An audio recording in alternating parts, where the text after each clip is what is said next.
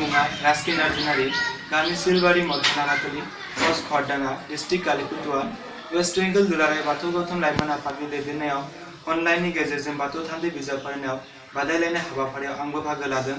आंनि आयदाया जाबाय बाथौ फैलाव बिलादलाथिनि सोरजिसुमा गोमोरा जोबोद आबोर गोनां जोबोद सिबिनांथाव जिब जिबि बिफां लाइफां सोमजिनायनि गुदिजों दाननानै नायब्ला नुनो मोनो बेवहाय मुं सिबि नागारजायै मोनबा बेसादनि थुबुर दं। बे गाहेला जिरादानो जादों हा दै बार सान अख्रां। जोंनि बयनिबो देहायाव हानिफ्राय सोमजिनायनि आदारनिफ्राय महर सिलानाय सिदांनाय महर मोखांफोरजों नुजाथिनाय गोसोबो महरा बेनि सायावनो सोनारि।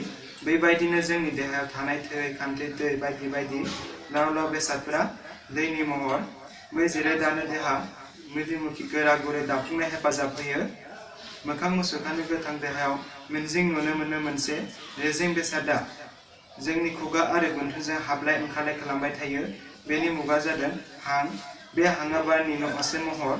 हां दैजों दाजानाय हां एबा हाबलाय ओंखारलाय जानाय देहायाव गुदुं बिदुगा रोजोब जाना थाबाथे देहायाव नांगौ बायदि दुगासुमा थाबाय थाग्रा बे बिदुगाया साननैनि असे महर।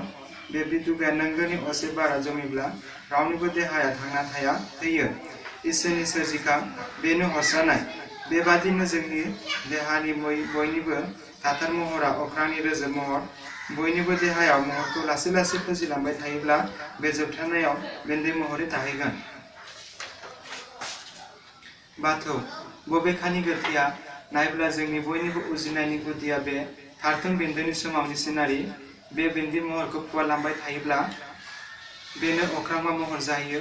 बे गोसो बिथोनखौ गोथैया बिजिरनानै नायब्ला नुनो मोनो हा दै बार सान अख्रांनि बबेबा मोनसेखौबो नागारनायनो जोबोदानो सोरजिजानो हाया। बेनिखायनो सुबुंनि गाहेलाव सोरजिनोगिरि गोमोर संदानगिरि आफा बाथौ बोराइ सिबिबाया बे मोनबा बेसादनि गोमोरा जोबोद गोथौ होननानै बुंलांदों। बे गोथौ गोमोरखौ बेनिखायनोबा गोथौ बाथौ बुंनाय जायो। नखरनि साहा सानजा खनायाव आरो रायजोनि थानसालियाव सिबिनो खुलुमनो थाखाय थसे औवाजों होआ 18 जरा खुन्थिया गंबा खामि आरो गंथाम सिरिजों हेबनाय महरखौबो बाथौ बुंनाय जायो। बे खामानिखौ जों बयबो बाथौ दुमाय होननानै बुङो।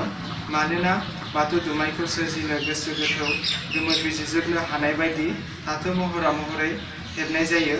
सिजौ गायनाय बाथौ दुमाय जायगाखौ बेबायदिनो बाथौ बिन्दु बुंनाय जायो। खुलुमबाय।